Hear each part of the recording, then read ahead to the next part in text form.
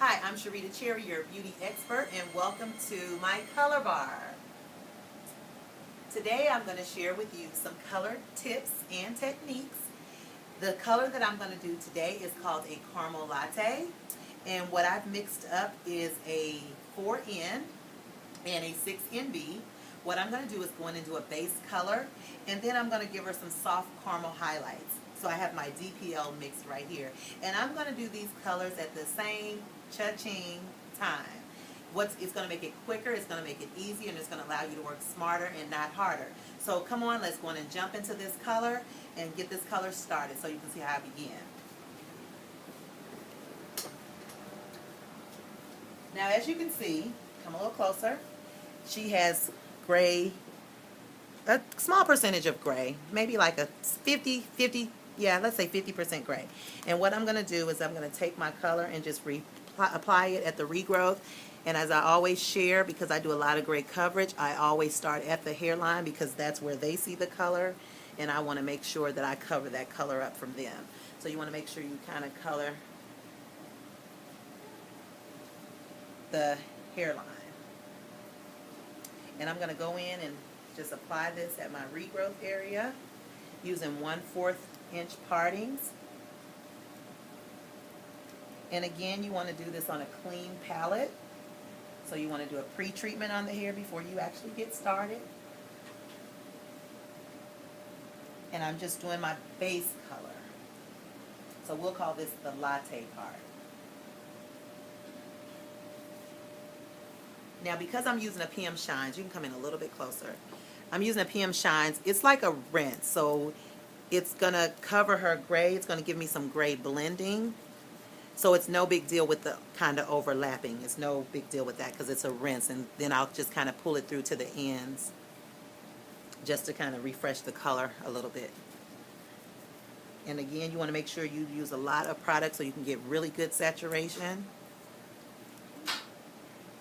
really good coverage.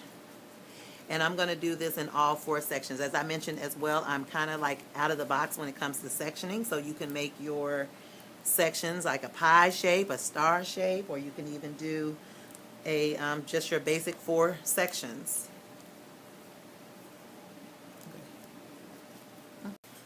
Okay, as you can see, I retouched her regrowth area, and I'm using a PM Shine, so I'm getting some brown blending. I'm just going to do some blending because she does have about 50% gray, as I mentioned, so we're just going to go in and blend that into a brown. And then I'm going to get, I don't want a strong gray coverage, I just want a soft gray coverage.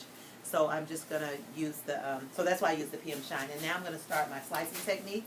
And as I said earlier, I used a square shape at the top. And I'm just going to go in and do some diagonal lines. I love diagonal lines, it's one of my favorite. And I'm just going to do some slicing. So I'm going to do some, with her I'm going to do some weaving and just some thin slicing pieces.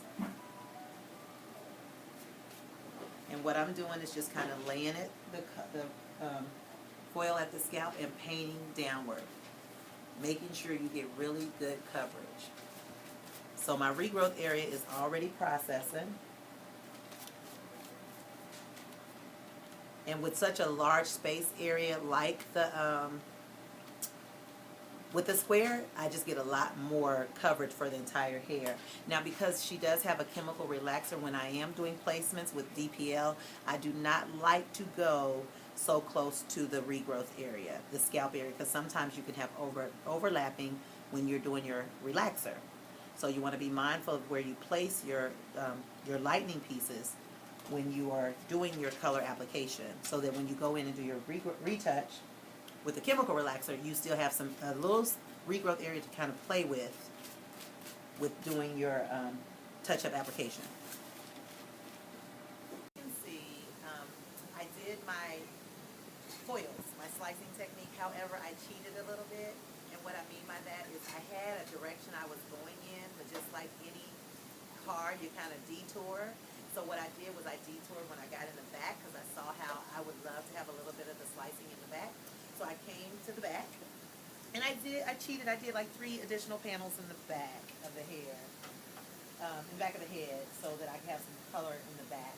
But I just have slicing techniques, and I did some interweaving. I did some thick ones, I did some thin ones, and I also did some slicing just did the whole slice.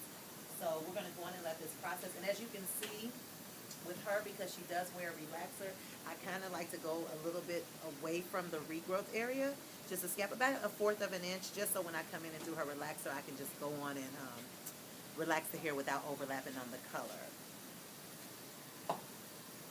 So now we're going to let this process for 20 minutes because the PM Shine, you can let it sit for 15 to 20 minutes. And when I do a little gray blending, I like to add about 10 more minutes, but since I did go in and place foils, I use some of that time. So I'm just going to let her sit for an additional 20 minutes so that my slicings can process, and then we'll go in and rinse her out. Okay, as you can see, I've created my caramel macchiato, and you can see that her regrowth is blended. I'm trying to zoom it in a little bit so that you can see that it's blended.